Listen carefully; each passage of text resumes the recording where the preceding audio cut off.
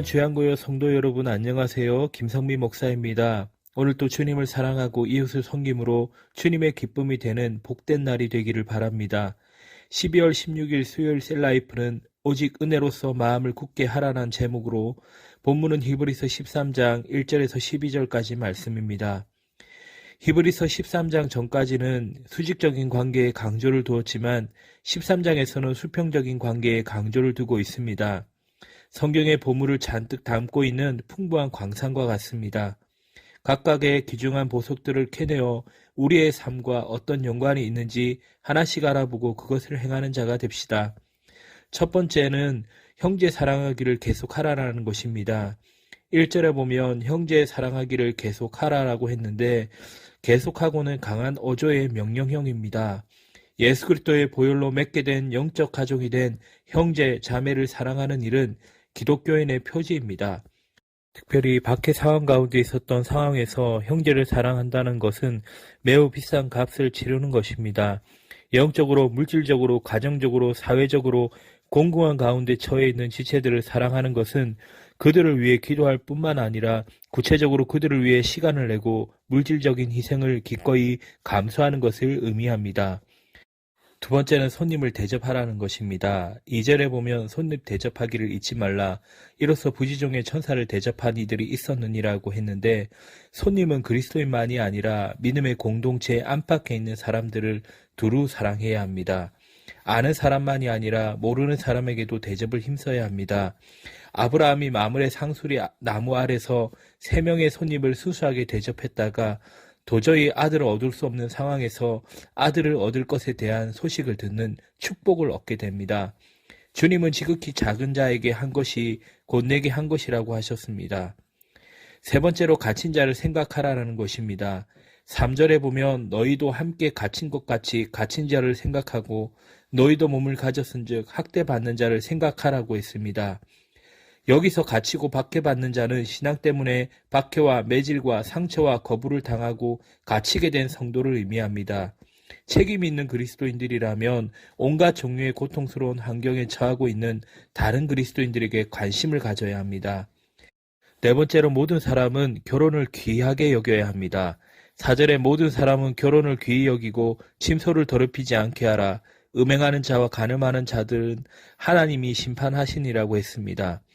하나님은 결혼 제도를 만드신 분이십니다. 결혼 관계에서만 성적인 관계를 갖게 하셨습니다. 음행이란 결혼 관계 외에 성적 관계를 갖는 것이고 음행은 결혼 시에 한 서약을 어기고 성적으로 범죄하는 것입니다. 이런 행위는 하나님의 유업을 받지 못하고 도리어 심판을 받습니다. 다섯 번째는 돈을 사랑하지 말라는 것입니다. 5절에 보면 돈을 사랑하지 말고 있는 바를 족한 줄로 알라고 하십니다. 돈을 사랑하는 것은 일만하게 뿌리가 됩니다. 하나님은 자기 백성을 결코 버리지 아니하고 떠나지 않겠다고 하십니다. 즉 재정적으로 휘청거리지 않게 하겠다고 친히 약속하셨기 때문입니다. 정말 주님은 나를 돕는 이시니 사람이 내게 어찌하리로라고 고백하게 됩니다. 하나님은 신실하시며 우리를 도우시는 분이십니다. 여섯 번째는 믿음의 지도자를 본받아 따르라는 것입니다. 7절에 보면 하나님의 말씀을 너희에게 일러주고 너희를 인도하던 자들을 생각하며 그들의 행실을 결말을 주의하여 보고 그들의 믿음을 본받으라고 합니다. 신실한 지도자들이 보여주었던 삶의 열매와 결말을 보면 신앙의 커다란 유익을 얻을 것입니다. 그런 지도자들이 사라졌을지라도 그들을 세우셨던 그리스도는 어제나 오늘이나 영원하십니다.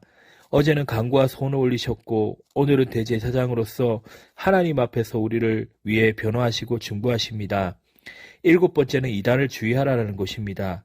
9절에 보면 여러 가지 다른 교훈에 이끌리지 말라고 합니다. 예수 그리스도의 인성이나 신성을 약화하는 모든 교훈은 그것이 매력적인 것처럼 보일지 모르지만 모두 거짓이며 모조품들입니다. 특히 음식과 관련된 어떤 규제들을 옹호하는 것은 바람직한 것들이 아닙니다. 그리스도인들의 영적인 유익과 풍성함은 식물과 그에 따른 의식을 지킴으로써 이루어지는 것이 아니라 오직 하나님의 은혜로 말미암습니다. 또한 하나님의 은혜는 예수 그리스도의 대속적인 죽음의 효능에 관한 하나님의 말씀과 기도를 통해서 그리스도인들에게 전달되는 것이지 음식이 아닙니다.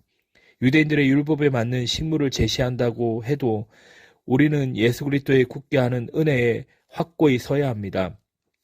식물은 우리를 하나님 앞에 세우지 못하니 우리가 먹지 아니하여도 부족함이 없고 먹어도 풍성함이 없으리라고 고린도전서 8장 8절에 말씀하셨습니다.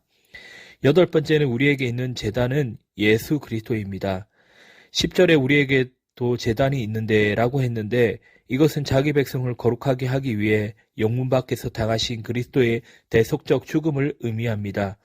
단번에 흘리신 보혈의 피를 통하여 하나님의 백성의 죄들이 단번에 영원히 사해진 곳이 바로 십자가의 제단입니다.